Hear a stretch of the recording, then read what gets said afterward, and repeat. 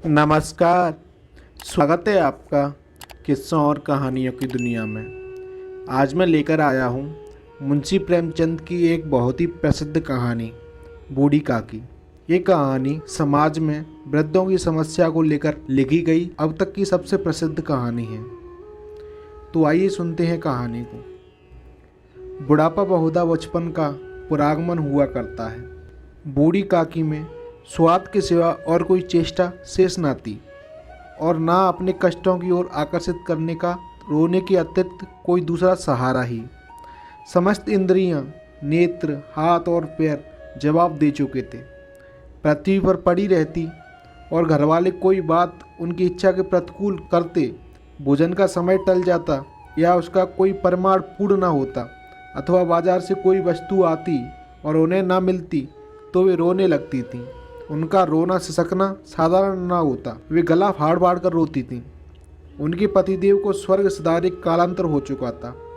बेटे तरुण होकर चल बसे थे। अब एक भतीजे के सिवाय और कोई न था।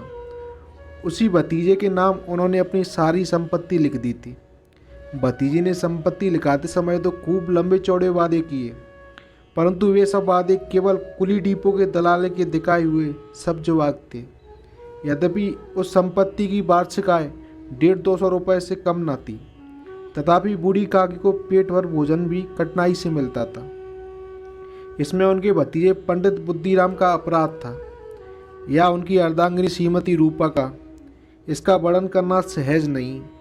बुद्धिराम स्वभाव के सज्जन थे, किंतु उसी समय तक जब तक कि उनके कोष पर कोई आँच न आई। रूपा स्वभाव से तीव्र थी पर ईश्वर से डरती थी, अतः बूढ़ी काकी को उसकी तीव्रता उतनी न खलती थी जितनी बुद्धिराम की बलवंत साहत। बुद्धिराम को कभी कभी अपने अत्याचार का खेद होता था। विचारते कि इसी संपत्ति के कारण मैं इस समय भला मानुष बना बैठा हूँ। यदि मौखिक आश्वासन और सूखी सहानुभूति से स्थिति में सुधार हो सकता तो उन्हें कदाचित कोई आपत्ति न होती, परंतु विशेष व्यय का भय उनकी सचेष्टा को दबाए रखता था। यहाँ तक कि यदि द्वार पर कोई भला आदमी बैठा होता और बूढ़ी काकी उस समय अपना राग अलापने लगती तो वो आग बबूला हो जाते और घर में आकर उन्हें जोर से डांटते। लड़कों को बुड्ढों से स्वाभाविक विद्वेष होता ही है, और फिर जब माता पिता का यह रंग देखते तो बूढ़ी काकी को और सताया करते। कोई चुटकी काट कर भागता, कोई उन पर पानी की कुल्ली कर देता। काकी चीख मार कर रोती, परंतु ये बात प्रसिद्ध थी कि वो केवल खाने के लिए रोती है, अतएव उनके संताप और आर्तनाद पर कोई ध्यान नहीं देता था। हाँ, काकी क्रोधातुर होकर बच्चों को गालियाँ देने लगती तो रूपा घटनास्थल पर आ पहुँचती। इस भय से काकी अपनी जिन्हा कृपाण का कदाचित ही प्रयोग करती थी। यद्यपि उपद्रव शांति का यह उपाय रोने से कहीं अधिक उपयुक्त था। संपूर्ण परिवार में यदि काकी से किसी को अनुराग था तो वह बुद्धिराम की छोटी लड़की लाडली थी। लाडली अपने दोनों भाइयों के भय से अपने हिस्से की मटाई चबेना बूढ़ी काकी के पास बैठकर खाया करती थी। यही उसका रक्षागार था और यद्यपि काकी की और उसकी लोलुपता के कारण बहुत महंगी पड़ती थी, तथापि भाइयों के अन्याय से कहीं सुलभ थी। इसी स्वार्थ अनुकूलता ने उन दोनों में सहानुभूति का आरोपण कर दिया था। रात का समय था। बुद्धिराम के द्वार पर शहनाई बज रही थी और गांव के बच्चों का झुंड विस्मयपूर्ण नेत्रों से गाने का रसास्वादन कर रहा था। चारपाइयों पर मेहमान विश्राम करते हुए नाइयों से मुक्कियां लगवा रहे थे। समीप ही खड़ा हुआ वाट बिरदावली सुना रहा था और कुछ भावक के मेहमानों की वाह वाह पर ऐसा खुश हो रहा था मानो इस वाह वाह का यथार्थ में वही अधिकारी है। दो एक अंग्रेजी पढ़े हुए नवयुवक इन व्यवहारों से उदासीन थे। वे इस गवार मंडली में बोलना अथवा सम्मिलित होना अपनी प्रतिष्ठा के प्रतिकूल समझते थे। आज बुद्धिराम के बड़े लड़के सुखराम का तिलक आया है, यह उसी का उत्सव है। घर के भीतर स्त्रियां गा रही थीं और रूपा मेहमानों के लिए भोजन के प्रबंध में व्यस्त थी। भट्टियों पर कड़ाह चढ़ रहे थे। एक में पूड़ियाँ कचौड़ियाँ निकल रही थीं, दूसरे में अन्य पकवान बनते थे। एक बड़े हंडे में मसालेदार तरकारी पक रही थी। घी और मसाले की क्षुधावर्धक सुगंधी चारों ओर फैली हुई थी। बूढ़ी काकी अपनी कोठरी में शोक में विचार की भांति बैठी हुई थी। यह स्वाद मिश्रित सुगंधी उन्हें बेचैन कर रही थी। वे मन ही मन विचार कर रही थी कि संभवतः मुझे पूड़ियाँ न मिलेंगी। इतनी देर हो गई, कोई भोजन लेकर नहीं आया। मालूम होता है सब लोग भोजन कर चुके हैं, मेरे लिए कुछ न बचा। यह सोचकर उन्हें रोना आया, परंतु अशकुन के भय से वो रो ना सकीं। आहा, कैसी सुगंधी है! अब मुझे कौन पूछता है, जब रोटियां ही के लाले पड़े तब ऐसे भाग्य कहाँ की भरपेट पूड़ियाँ मिलें। यह विचार कर उन्हें रोना आया। कलेजे में हुंक सी उठने लगी, परंतु रूपा के भय से उन्होंने फिर मौन धारण कर लिया। बूढ़ी काकी देर तक इन्हीं दुखदायक विचारों में डूबी रही। घी और मसालों की सुगंधी रह रहकर मन को आपे से बाहर किए देती थी। मुंह में पानी भर भर आता था। पूड़ियों का स्वाद स्मरण करके हृदय में गुदगुदी होने लगती थी। किसे पुकारूं? आज लाडली बेटी भी नहीं आई। दोनों छोकरे सदा दिक किया करते हैं, आज उनका भी कहीं पता नहीं। कुछ मालूम तो होता कि क्या बन रहा है। बूढ़ी काकी की कल्पना में पूड़ियों की तस्वीर नाचने लगी। खूब लाल लाल, फूली फूली, नरम नरम होंगी। रूपा ने भली भांति मोयन दिया होगा। कचौड़ियों में अजवाइन और इलायची की महक आ रही होगी। एक पूड़ी मिलती तो जरा हाथ में लेकर देखती। क्यों ना चलकर कड़ाह के सामने ही बैठूं। पूड़ियाँ छन छन के तैरती होंगी। कड़ाह से गरम गरम निकाल कर थाल में रखी जाती होंगी। फूल हम घर में भी सूंघ सकते हैं, परंतु वाटिका में कुछ और बात होती है। इस प्रकार निर्णय करके बूढ़ी काकी उखड़ू बैठकर हाथों के बल सरकती हुई बेटी कठिनाई से चौखट से उतरी और धीरे धीरे रेंगती हुई कड़ाह के पास आ बैठी। यहाँ आने पर उन्हें उतना ही धैर्य हुआ जितना भूखे कुत्ते को खाने वाले के सम्मुख बैठने में होता है। रूपा उस समय कारोबार में उद्विग्न हो रही थी। कभी इस कोटे में जाती तो कभी उस कोटे में, कभी कड़ाह के पास आती, कभी भंडार में जाती। किसी ने बाहर से आकर कहा, महाराज ठंडई मांग रहे हैं। ठंडई देने लगी। इतने में फिर किसी ने कहट आया है, उसे कुछ दे दो। बाट के लिए सीधा निकाल रही थी कि एक तीसरे आदमी ने आकर पूछा, अभी भोजन तैयार होने में कितना विलंब है? जरा ढोल मजीरा उतार दो। बेचारी अकेली स्त्री दौड़ते दौड़ते व्याकुल हो रही थी। झुंझलाती थी, कुड़ती थी, परंतु क्रोध प्रकट करने को अवसर न पाती थी। भय होता कहीं पड़ोसी ने यह न कहने लगे कि इतने में ही उबल पड़ी। प्यास से स्वयं उसका कंठ सूख रहा था। गर्मी के मारे फूकी जाती थी, परंतु इतना अवकाश भी न था कि जरा पानी पी ले अथवा पंखा लेकर जले। ये भी खटका था कि जरा आग हटी और चीज़ों की लूट मची। इस अवस्था में उसने बूढ़ी काकी को कड़ाह के पास बैठी देखा तो जल गई। क्रोध न रुक सका। इसका भी ध्यान न रहा कि पड़ोसने बैठी हैं, मन में क्या कहेंगी। पुरुषों में लोग सुनेंगे तो क्या कहेंगे। जिस प्रकार मेढक केंचुए पर झपटता है, उसी प्रकार वो बूढ़ी काकी पर झपटी और उन्हें दोनों हाथों से झटक कर बोली, ऐसे पेट में आग लगे। पेट है या भाड़? कोठरी में बैठते हुए क्या दम घुटता था? अभी मेहमानों ने नहीं खाया, भगवान को भोग भी नहीं लगा है, तब तक धैर्य ना हो सका। अगर छाती पर सवार हो गई, जल जाए ऐसी जीभ। दिन भर खाती ना होती तो न जाने किसकी हाड़ी में मुंह डालती। गांव देखेगा तो कहेगा बुढ़िया भरपेट खाने को नहीं मिलता, तभी तो इस तरह मुंह बनाए फिरती है। डायन ना मरे ना माचा छोड़े, नाम बेचने पर लगी है, ना कटवा कर दम लेगी। इतनी टूसती है, ना जाने कहाँ भस्म हो जाता है। लो भला चाहती हो तो जाकर कोठरी में बैठो। जब घर के लोग खाने लगेंगे तब तुम्हें भी मिलेगा।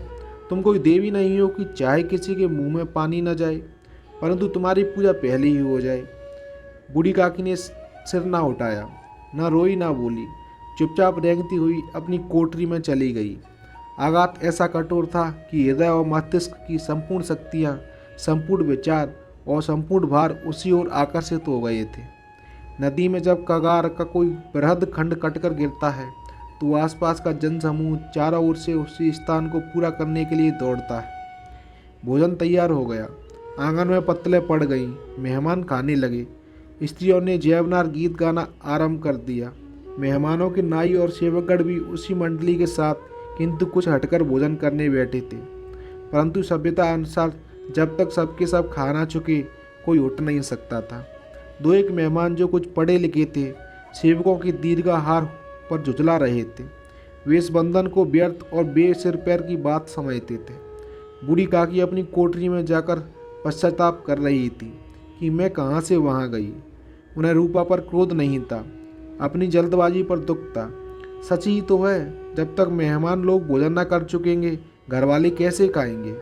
मुझसे इतनी देर भी नहीं रहा गया, सबके सामने पानी आ गया। अब जब तक कोई बुलाने न आएगा न जाऊंगी। मन ही मन इसी प्रकार का विचार कर वो बुलाने की प्रतीक्षा करने लगी, परंतु घी की रुचिकर सुवास बड़ी धैर्य परीक्षक प्रतीत हो रही थी। उन्हें एक एक पल एक एक युग की समान मालूम होता था।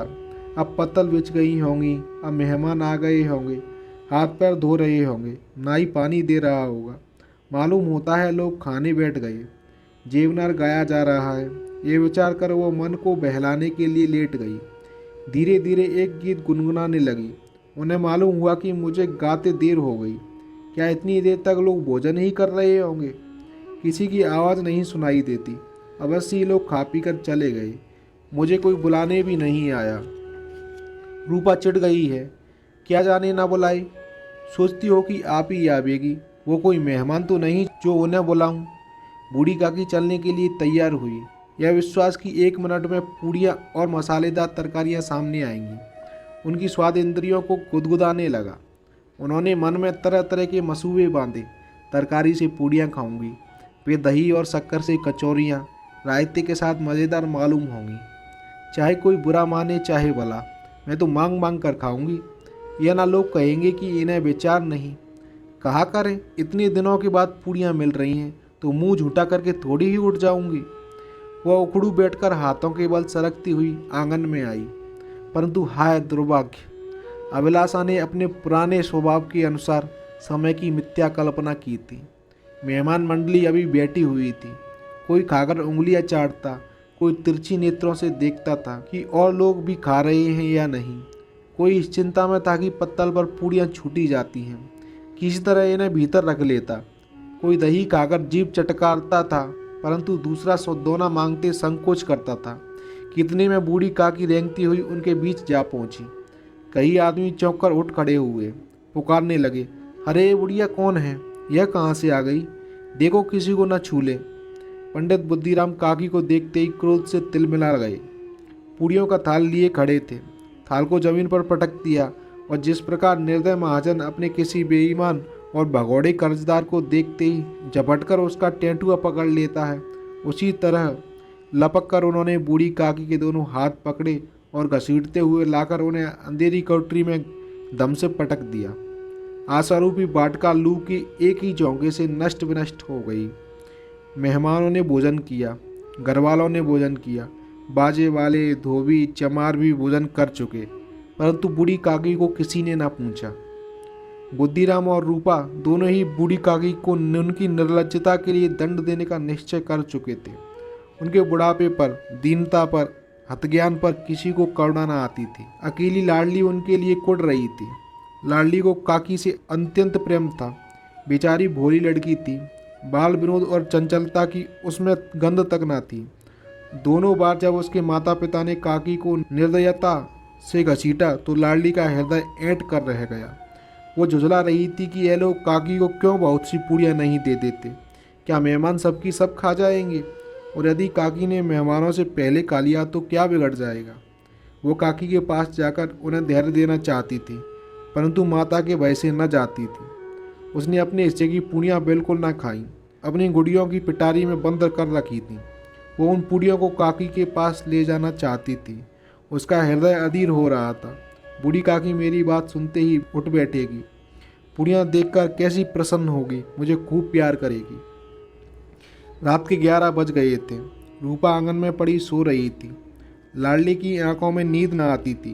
काकी को पूड़ियाँ खिलाने की खुशी उसे सोने न देती थी। उसने गुड़ियों की पिटारी सामने ही रखी थी। जब विश्वास हो गया कि अम्मा सो रही है तो वो चुपके से उठी और विचारने लगी, कैसे चलूं? चारों ओर अंधेरा था, केवल चूल्हों में आग चमक रही थी। चूल्हे के पास एक कुत्ता लेटा हुआ था। लड़की की दृष्टि द्वार के सामने वाली नीम की ओर गई। उसे मालूम हुआ कि उस पर हनुमान जी बैठे हुए हैं। उनकी पूंछ, उनकी गदा सब स्पष्ट दिखलाई दे रही है। मारे भय के उसने आंखें बंद कर ली। इतने में कुत्ता उठ बैठा। लाडली को ढाढ़स हुआ। कई सोए हुए मनुष्यों के बदले एक जागता हुआ कुत्ता उसके लिए अधिक धैर्य का कारण हुआ। उसने पिटारी उठाई और बूढ़ी काकी की कोठरी की ओर चली। बूढ़ी काकी को केवल इतना स्मरण था, किसी ने मेरे हाथ पकड़कर घसीटे, फिर ऐसा मालूम हुआ जैसे कोई पहाड़ पर उड़ाए लिए जाता है। उनके पैर बार बार पत्थरों से टकराते, तब किसी ने उन्हें पहाड़ पर से पटका, वे मूर्छित हो गई। जब वे सचेत हुई तो किसी की जरा आहट भी न मिलती थी। समझी कि सब लोग खा पी कर सो गए और उनके साथ मेरी तकदीर भी सो गई। रात कैसे कटेगी, क्या खाऊं, पेट में अग्नि धधक रही है। हाँ, किसी ने मेरी सुध न ली। क्या मेरा ही पेट काटने से धन जुड़ जाएगा। इन लोगों को दया नहीं आती कि जाने बुढ़िया कब मर जाए, उसका जी क्यों दुखावे। मैं पेट की रोटियां ही खाती हूँ कि और कुछ। इस पर यह हाल, मैं अंधी अपाहिज ठहरी, ना कुछ सुनूं ना बुझूं। यदि आंगन में चली गई तो क्या बुद्धिराम से इतना कहते ना बनता था कि काकी अभी लोग खा रहे हैं, फिर आना। मुझे घसीटा पटका। उन्हीं पूड़ियों के लिए रूपा ने सबके सामने गालियां दी। उन्हीं पूड़ियों के लिए इतनी दुर्गति करने पर भी उनका पत्थर का कलेजा ना पसीजा। सबको खिलाया, मेरी बात तक ना पूछी। जब तक ही न दी तब तक क्या देंगे, यह विचार कर काकी निराशामय संतोष के साथ लेट गई। गिलानी से गला भर भर कर आता था, परंतु मेहमानों के भय से रोती न थी। सहसा उनके कानों में आवाज़ आई, काकी उठो, मैं पूड़ियाँ लाई हूँ। काकी ने लाडली की बोली पहचानी, चटपट उठ बैठी। दोनों हाथों से लाडली को टटोला और उसे गोद में बैठा लिया। लाडली ने पूड़ियाँ निकाल कर दी। काकी ने पूछा, क्या तुम्हारी अम्मा ने दी हैं? लाडली ने कहा, नहीं, ये मेरे हिस्से की हैं।